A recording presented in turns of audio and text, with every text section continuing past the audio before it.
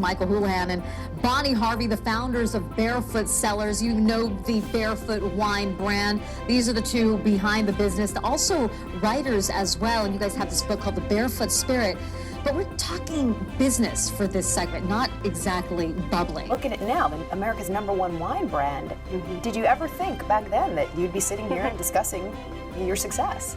Well, we knew it was going to be a success, and we're quite happy that it became such an incredible success. The book is being used in 25 universities teaching entrepreneurship currently. We're giving you 20 years worth of experience. Everything we know because we did it the wrong way first. How do you become a leader in a clubby industry when you've got absolutely no experience? Joining me now with their story and advice for aspiring entrepreneurs are Michael Houlihan and Bonnie Harvey, founders of Barefoot Wine, one of the most successful brands in the U.S. They've just released their book, The Barefoot Spirit. You guys, welcome so much to the show. Right, I mean, it used to be that only the very sophisticated, right, drank wine, and then Barefoot, comes along and you've got $6 or $7 bottles that everybody can drink. If you've been in a liquor store, you've probably seen Barefoot wine, or you may have seen it at a party or two. Largest wine brand in the country, right? Yes, it is. And these are the people who put it together, Michael Houlihan and Bonnie Harvey, and they join us today. Bonnie Harvey's joining us, Michael Houlihan. Barefoot, well, they created the Barefoot wine, Barefoot Spirit, 2 #1 books. Numero uno books. They travel around the planet. Barefoot was shipping 600,000 cases of wine a year. Today, it's topping 13 million. You're speaking around the country to young entrepreneurs today and tackling this in your book, The Barefoot Spirit. So do you think young people are seeing entrepreneurship today as a viable option for them? Absolutely. From the laundry room to the boardroom. And I'm talking about Michael Houlihan and Bonnie Harvey, who just didn't even know anything about the wine business and ended up becoming the largest wine brand in America. They're like Levi Strauss of wine, you might say, all across the world. We would give them quarterly bonuses based on sales growth and profitability. So now you had a very interesting mindset, and this is the backbone of the entrepreneurial culture, the two-division company. And it's the mindset that everybody is working for sales and everybody is working for customer retention. If you pay people for attendance, they will attend work. They will say things like, I was there, pay me. Is that what you want? No, you want production. You want sales. If you think about it, it applies to any service as well. And it's certainly not just about the wine industry. It's about any product that you'd be taking to market or any service. What you want to do is talk to all the people that touch your product all along the way and say, what is it that you're looking for? How can I help? And put yourself in the other guy's shoes, particularly when you're talking to your community, when you're talking to your end user, your consumer, your client. What is it you're interested in besides what it is that I'm selling? So you want to start a business, do you? Think it's going to be easy, do you? I got another idea for you.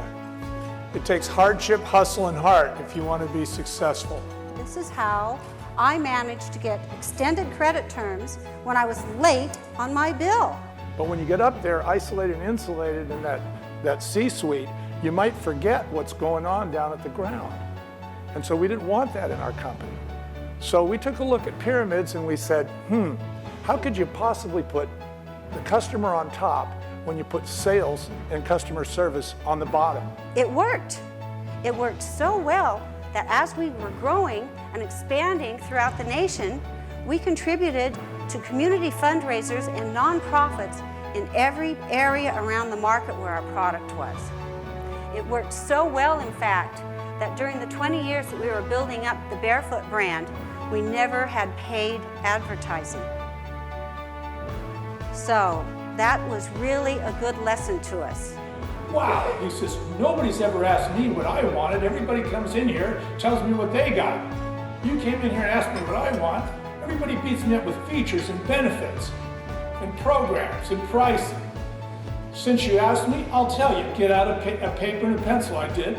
He says, all right, take this down. He says, I'm going to tell you what I want. He says, I want you to give me a Salt and Pepper Act. I want you to make it better than Bob. I want you to make it cheaper than Bob. I want you to put it in pig. You got that? I said, yeah, I got that. He says, And I'm writing this down. Salt, pepper, Bob, pig. I'm looking at it, I'm thinking, what language is this? This is a wine industry? I thought this was supposed to be genteel.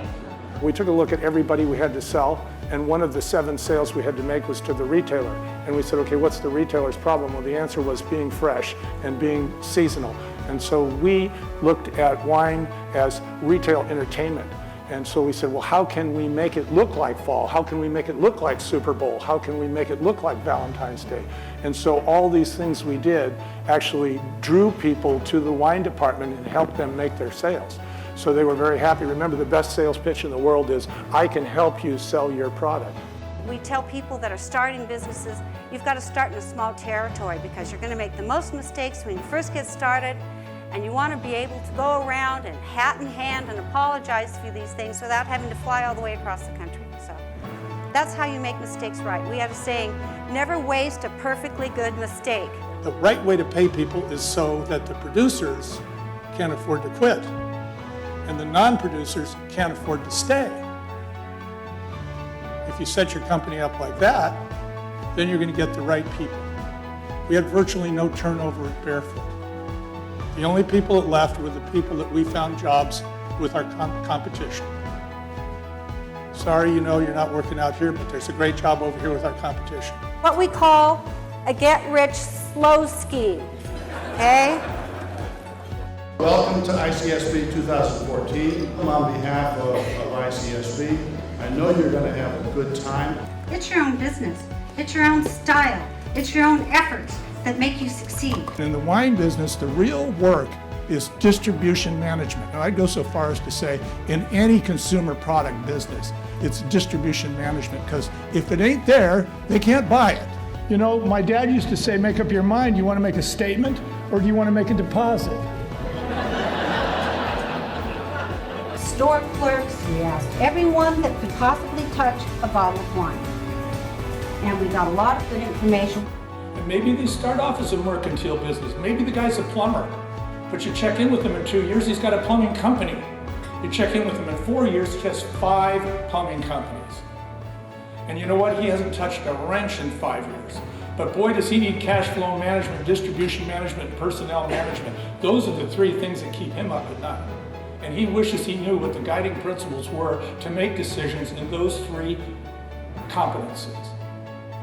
So that's our story, and we're sticking to it.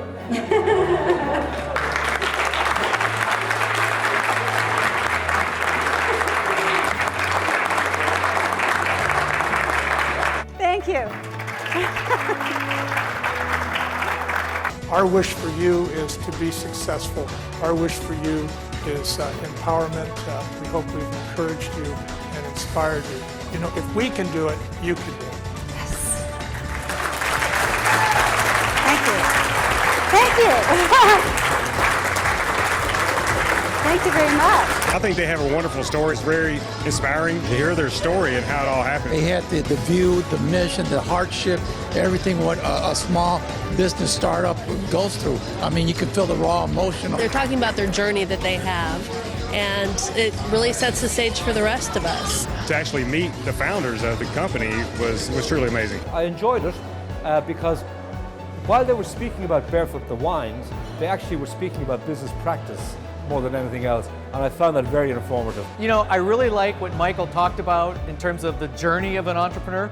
I think a lot of us as entrepreneurs think that, you know, I got something that everybody wants, but we think it's going to be easy because we can always conjure in our mind a perfect world scenario. And what Michael does is says it's not as easy as you think, but you got to be flexible. I love the flexibility. It was very insightful and something very interesting that not only that I learned, but I will pass on to others that are within my group that are also interested in the same processes. To coin a cliche, they do think outside the box a bit more, as in if you imagine the box as being a sort of perceptions.